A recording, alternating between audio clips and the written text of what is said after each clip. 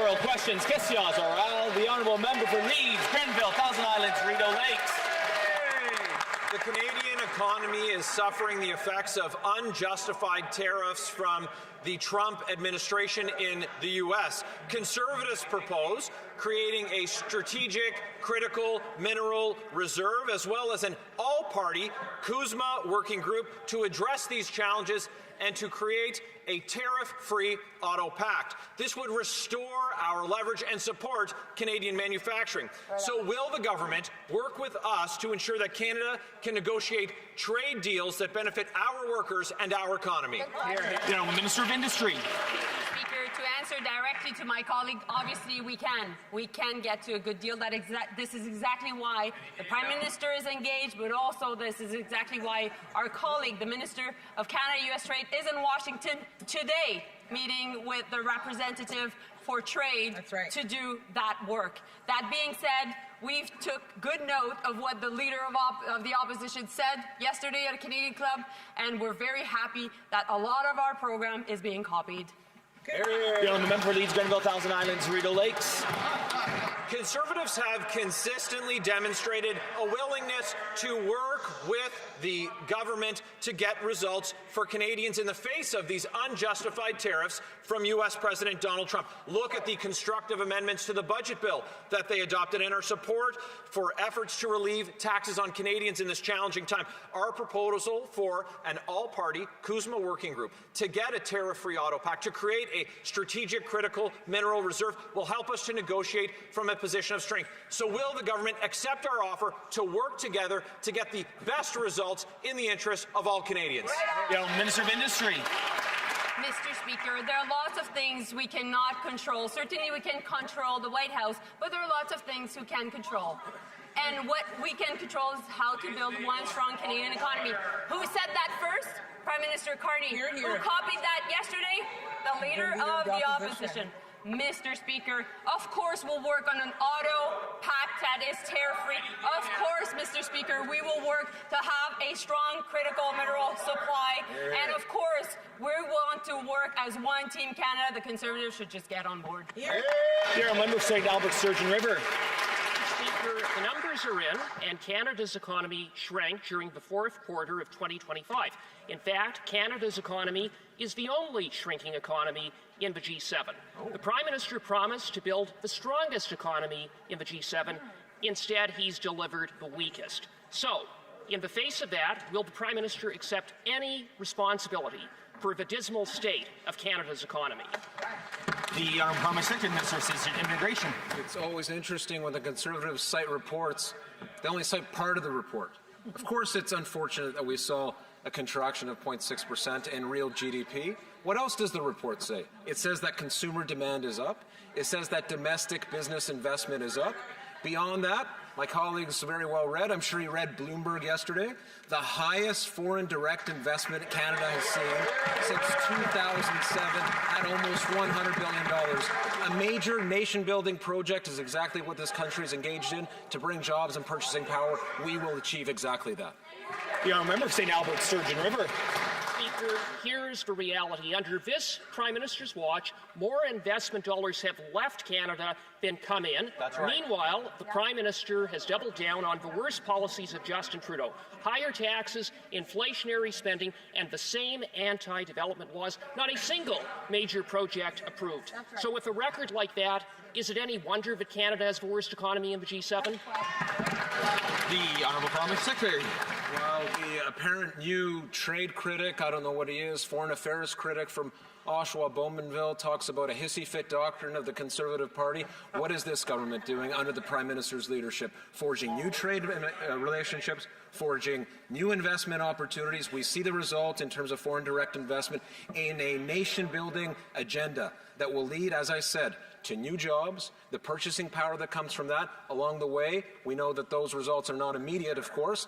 We are cutting taxes for Canadians. We are continuing to put in affordability measures. We will continue to be there for the people of this country. It's a serious agenda for a serious time.